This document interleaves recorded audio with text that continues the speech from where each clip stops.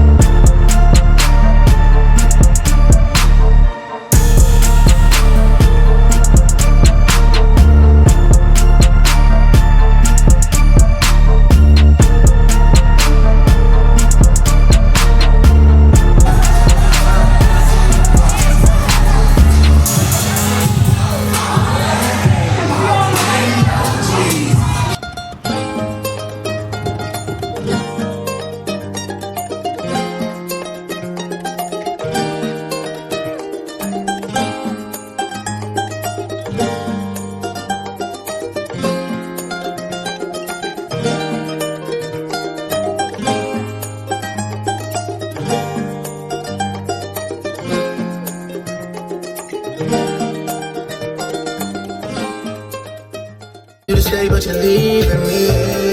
Leaving me. We got who's calling that shit? Who's calling that shit? Where the fuck the function? Where the fuck the function?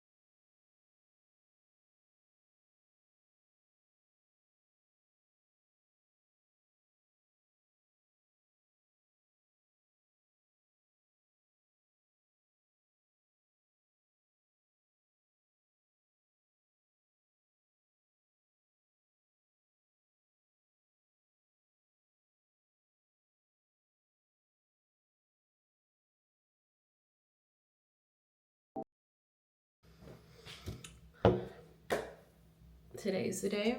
It is April 19th, and I am officially moved out of my Atlanta apartment. I look crazy because the moving trucks has my makeup and my hair supplies. I literally don't have anything, or not too much, and I just took a shower. My car is packed up. My uncle's car is packed up. I had a moving truck. That is a whole other story, but I was gonna like get up at 1 o'clock and start moving, but I was like, you know what? I'm not tired. I should be, but I'm not. So I'm just going to put everything that I use to like wash up and wash clothes in the car and head on out. I'm gonna meet my uncle in North Georgia, and then we'll follow each other. I'm gonna use GPS because like I'm not trying to follow a car. Also, he drives like a maniac. We're just gonna be in the same commute back to Jersey. But yeah, let me stop talking and put the last things in the car and call it a day. Be back. So I took a nap and I'm about to pack up the last remaining things. I keep saying I'm packing up more things. I'm not. Everything's at the door. I'm going to put the boys in the car and be on my way. So we're in the car. Rio is not feeling it. Romeo is not feeling it. And we got 12 hours to go, 838 miles. This is gonna be rough. Rio, tell your friends how well you're doing. He's doing so well. Stopped at some gas station for gas. Stay tuned. So I'm in Jersey. I've been back for a little over a week, and it's been a shit show. My plans didn't go as expected, so I have to pivot, but I'm here. My moving truck still isn't here, and I don't know when they're coming. They said they have 30 days to deliver. I think I'll make another video of like all of the sequence of events that led to this pivot, but today is like my first real outing. I'm meeting up with one of my close girly friends from college. We're gonna get brunch. I came a little bit early because I figured there's gonna be traffic and parking was gonna be weird, but I found parking. Traffic wasn't bad, and she said she's gonna be late. So I was like, let me pull out my camera and tell y'all what's going on. So let's go back. 14-hour drive was so crazy. I definitely was falling asleep at the wheel. I definitely swerved a few times. No accidents, no tickets, thank God. Never do it again. I got here. The boys did really, really good. Romeo had a bloody nose. Of course, there's always one dog that wants to be a drama king. So he was like bleeding, had a bloody nose. Rio was just like ready to run. But we made it. And as soon as I got to Jersey and I got to my destination, you know, I want to be respectful, but this is really the problem. The problem is my relative told me one thing, and he was going to move and I was going to take over, sublease, if you will. He is a hoarder, but for a few years now he's been throwing things away. Okay.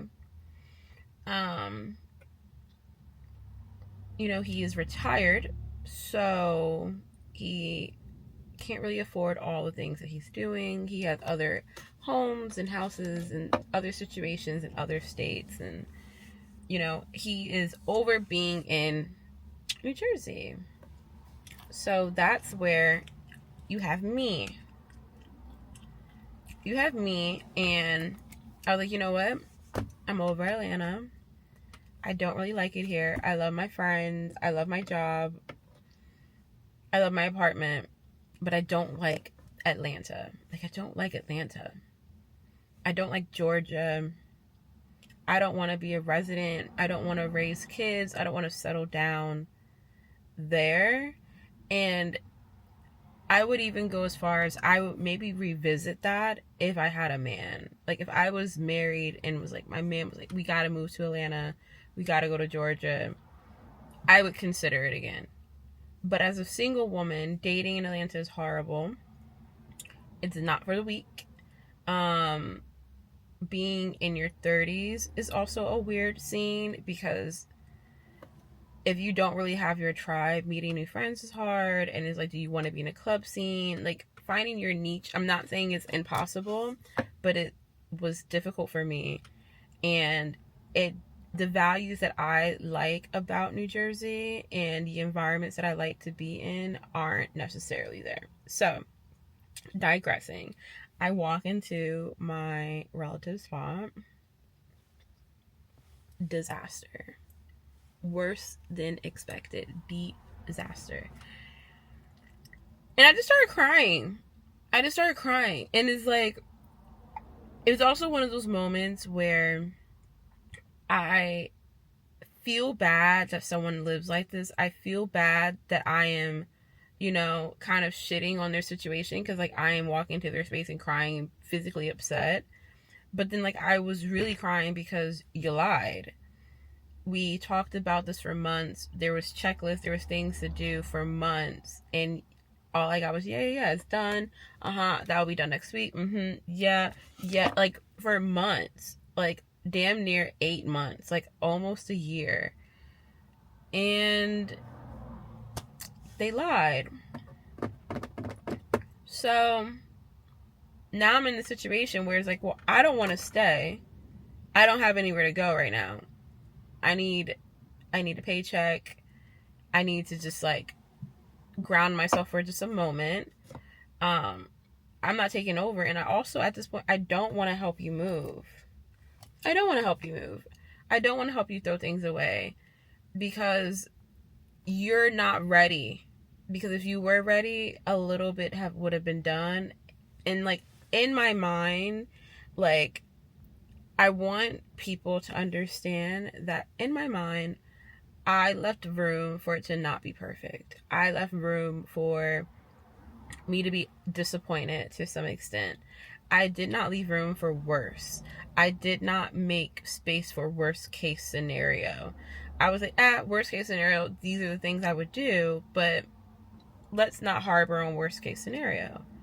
No, and it was worst case scenario. And it's just like, well, at some point you could have told me. You could have had an adult conversation. You could have easily explained. But instead you waited until I was about to open up the front door and said, well, don't get overwhelmed. I know how you are. Don't get overwhelmed.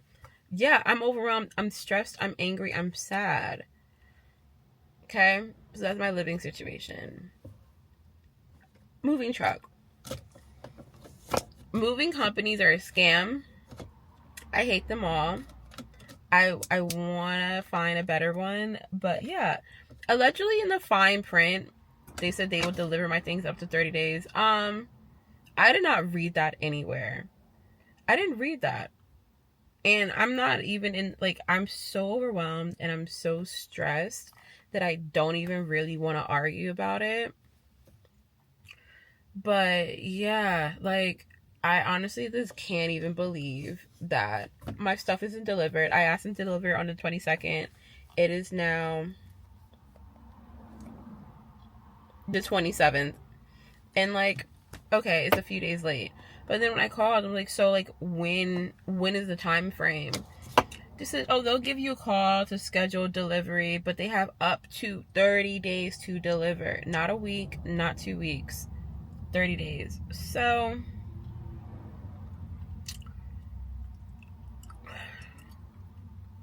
I'm frustrated. Luckily, my dogs are hanging in there. They're being troopers. But yeah, this whole move has been so chaotic. And it's weird because though my living situation isn't the greatest at the moment, like, it's really bad. It's really bad. But though my living situation isn't the greatest, when I'm out driving around or going to places and just like running my minor errands that I have, I feel glad and happy to be back in Jersey. And I didn't feel that in Atlanta. So like, that's where it's like, it's weird. Like, everything was fine. Like, in comparison, Atlanta was paradise. In comparison to my situation right now. Had a beautiful apartment, had a great job, I had great friends, I had a social life, I felt comfortable. You know, like, those things were like great. But when I was running the streets, running errands, grocery shopping, like, it just so draining. It was so draining. I didn't want to be apart. I didn't like the people. And it's like weird. Like, it was like an energy. And I do believe that certain cities resonate in a certain frequency. Atlanta's just not for me. It's just not for me. I don't feel like that when I'm in LA. I don't feel like that when I'm in Miami. I don't feel like that in Nashville. But in Atlanta, I just feel like I want to go home as quickly as possible. I don't want to go out. As much as I do go out and hang out with my friends, I'm eager to go back to my own apartment. I'm eager to just be in my bubble of my friends. And here, I'm okay with going alone. I went out to eat a few times by myself. Fine. I'm like, okay, cool. We're gonna go here. We're gonna go here. I'm in this town. I'm in that town. I'm an hour away. And I'm okay. But in Atlanta, it was just like, oof, 30 minutes away from home. Oh my God. 40 minutes away from home. Oh my God. It's so far. You tell me something's an hour away in Jersey, I'm like, all right, cool. I'll be there. Like, I don't know. It's just a different frequency. It's a different energy. So all that to say, I'm happy to be home. I don't know what is next for me. I don't know where I'm moving to, whether that's in Jersey, whether that's New York. I don't know. All I know is that I need to start going into the office in the city soon. and I'm back to work like nothing has happened. But yeah, fingers crossed. I have a little bit of tea to share, but I'm not going to share it just yet. But yeah, I just needed to check in. I'm sorry, I'm like looking at the butterfly. I just needed to check in because I haven't picked it up in a minute. Because honestly, if you saw if you saw how I was looking, 2, if you saw how I was living, and 3, if you just, it was a lot. And like, no, I'm not picking up the camera doing that. Like, I already looked crazy moving. I'm not about to look crazier. Had already like settled, no. But yeah, I'm barely settled, barely unpacked. Also, majority, 80% of my things are on the truck, God knows where. So I will be a repeat offender of clothes until I get paid, so I can get like a little bit of like shirts going. But yeah, my life is always a novella. It's always been dramatic. I'm not dramatic. My life has always just been dramatic. So thank you for listening to this part. I know a few of my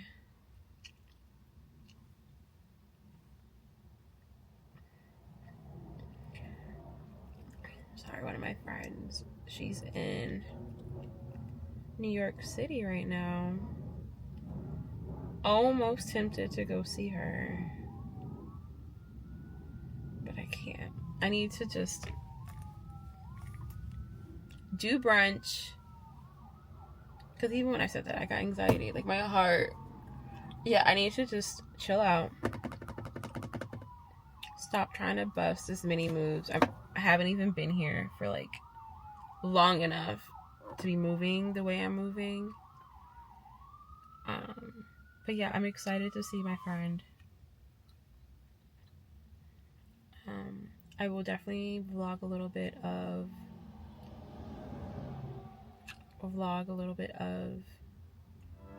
brunch. So stay tuned for that.